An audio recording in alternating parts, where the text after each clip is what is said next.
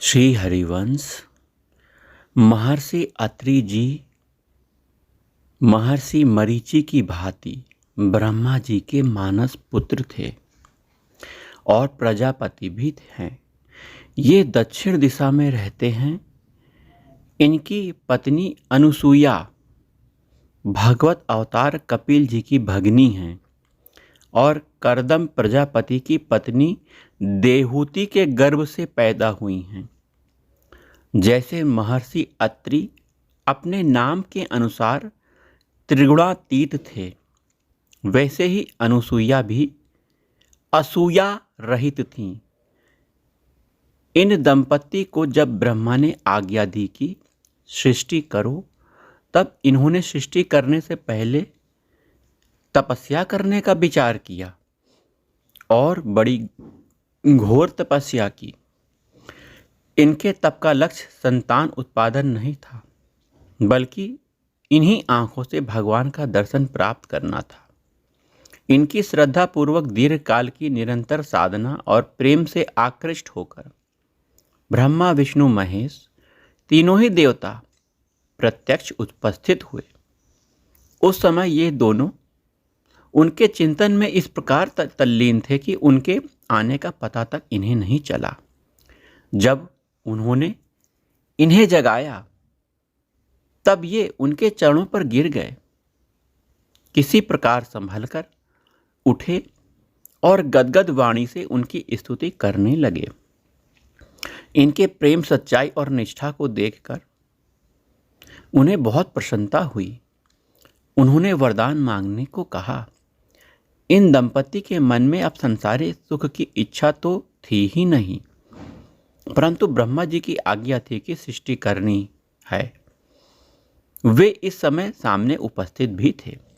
तब इन्होंने और कोई दूसरा वरदान न मांगकर उन्हीं तीनों को पुत्र रूप में मांग लिया और भक्ति परवश भगवान ने उनकी प्रार्थना स्वीकार की। समय पर तीनों ही ने इनके पुत्र रूप से अवतार ग्रहण किया। भगवान विष्णु के अंश से दत्तात्रेय, ब्रह्मा जी के अंश से चंद्रमा, शंकर जी के अंश से दुर्वासा जी का जन्म हुआ। जिनकी चरण धूलि के लिए बड़े बड़े योगी और ज्ञानी तरसते हैं, वे ही भगवान अत्रि के आश्रम में बालक बन के खेलने लगे और दोनों दंपति उनके दर्शन और वात्सल स्नेह के द्वारा अपना जीवन सफल करने लगे। अनुसूया को तो अब कुछ दूसरी बात सूझती ही नहीं थी। अपने इन तीनों बालकों को खिलाने पिलाने में ही लगी रहती थी। इन्हीं के पातिव्रत्य सतीत्व से प्रसन्न होकर वन गमन के समय स्वयं भगवान श्री राम, सीता जी और लक्ष्मण जी के साथ अत्रि जी के आश्रम में पधारे। इन्हें जग जननी माँ सीता को उपदेश करने अनुसूया द्वारा जगजननी माँ सीता को उपदेश करने का गौरव प्राप्त हुआ। महर्षि अत्रि ब्रह्मा जी की नेर से प्रकट हुए, कहीं कहीं ऐसी कथा भी आती है। और अनुसूया दक्ष प्रजापति की कन्या थी। ये दूसरी कथा है, पहली कथा आपने सुनी। ब्रह्मा जी के नेत्रों से प्रकट हुए थे अत्रि जी, वहीं अनुसूया दक्ष प्रजापति की कन्या थी। यह बात कल्प भेद से बन सकती है। अनेक बार बड़ी बड़ी आपत्तियों से इन्होंने जगत की रक्षा की। पुराणों में ऐसी कथा आती है कि एक बार राहु ने अपनी पुरानी शत्रुता के कारण सूर्य पर आक्रमण किया। सूर्य अपने स्थान से च्युत हो गया, गिर गया। मतलब उस समय महर्षि अत्रि के तपोबल और शुभ संकल्प से उनकी रक्षा हुई। जगत जीवन और प्रकाश से शून्य होते होते बच गया।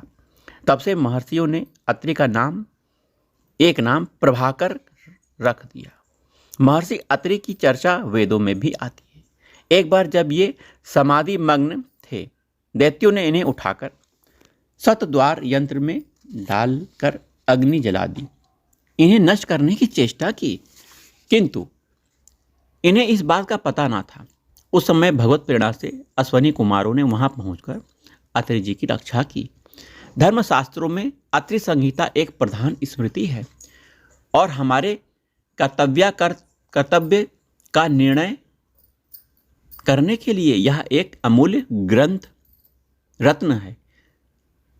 इसके पवित्र और विस्तृत जीवन की चर्चा प्रायः समस्त आर्ष ग्रंथों में गाई गई है। अत्रि जी की जीवन की चर्चा बहुत से ग्रंथों में गाई गई है। श्री राधा वल्लभ श्री हरिवंश।